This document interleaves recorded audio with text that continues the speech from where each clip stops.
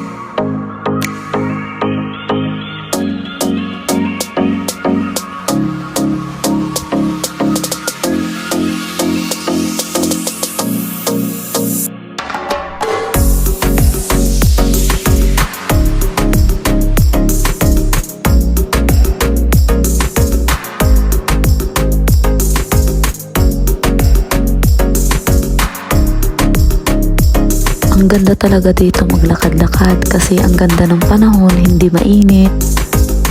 Kaya hindi masasayang ang ating kojik. Ay, charot lang ay.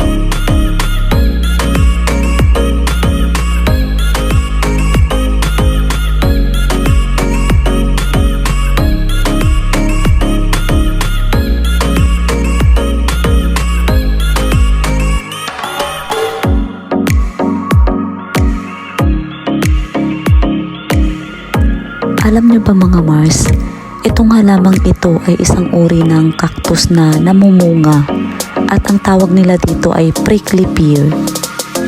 Gusto ko rin kainin yung bunga niya kasi matamis siya, kaya lang mahirap siyang pitasin kasi matinik at maraming buto. Malapit na tayo mga Mars, kaya stay tuned lang kayo dyan kung gusto nyo rin makita ang view dito sa top of the world. At dito nga pala Mars ay may maliit na park dito na kung saan ay pwede kang maupo, pwede kang magdala ng pagkain mo, or pwede kang mag-picnic kasama ang iyong family or friends.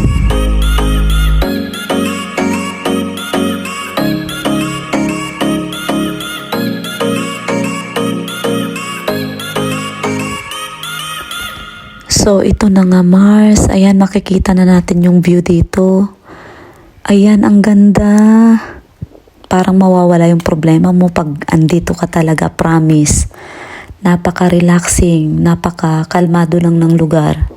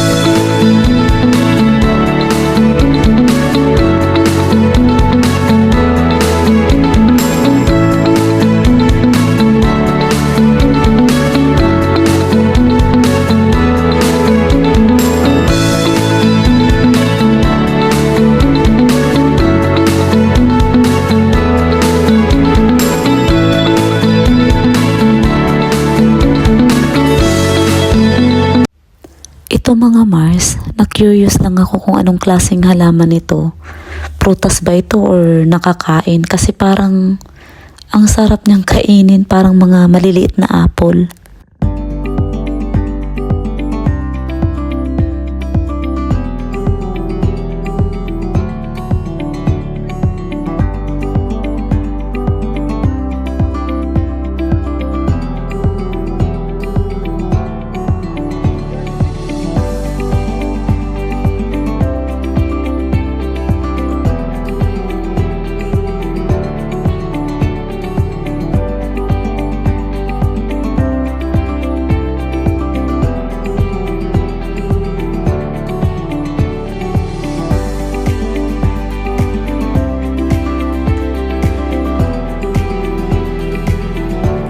Ayan nga pala yung mga kasamahan ko, Mars. Ay, charot lang. Siguro napagod na sila kaya umupo muna dyan sa bench dyan.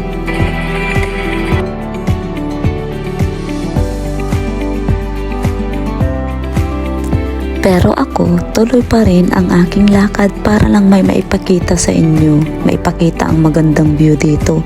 Kahit masakit na ang aking mga paa.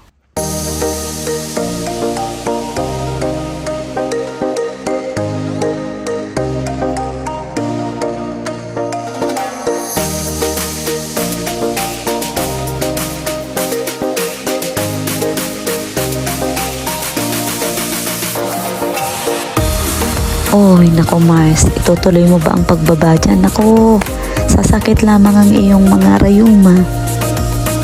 Nako naman Mars, bakit mo naman naisipang bumaba dito? Paano na lang ang pag-akyat mo?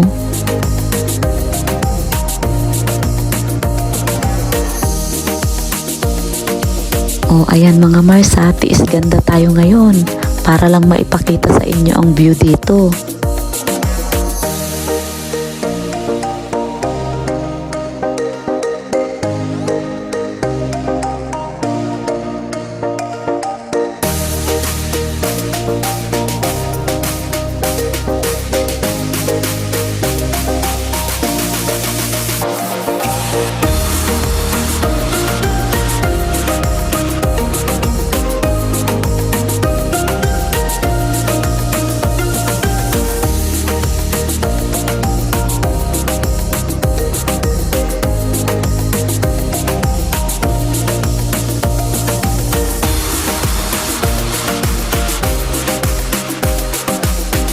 O ayan, napagod na si Mars nyo kaya upo-upo muna kasi yung rayuma sasakit na naman.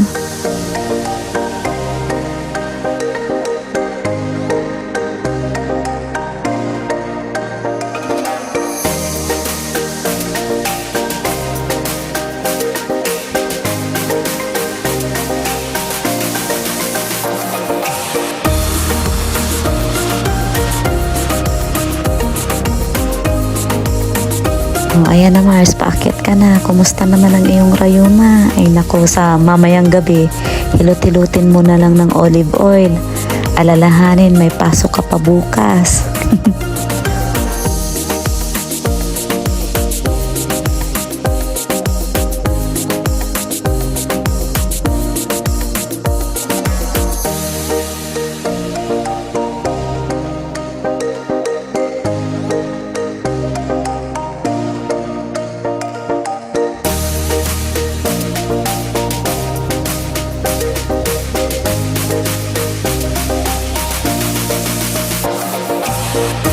Ayan na si Mars nyo, napagod na. Grabe na yung kanyang pawis.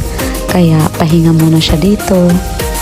Maraming salamat po pala sa mga followers ko at mga nanonood po ng video ko. At sana hindi po kayo magsawa.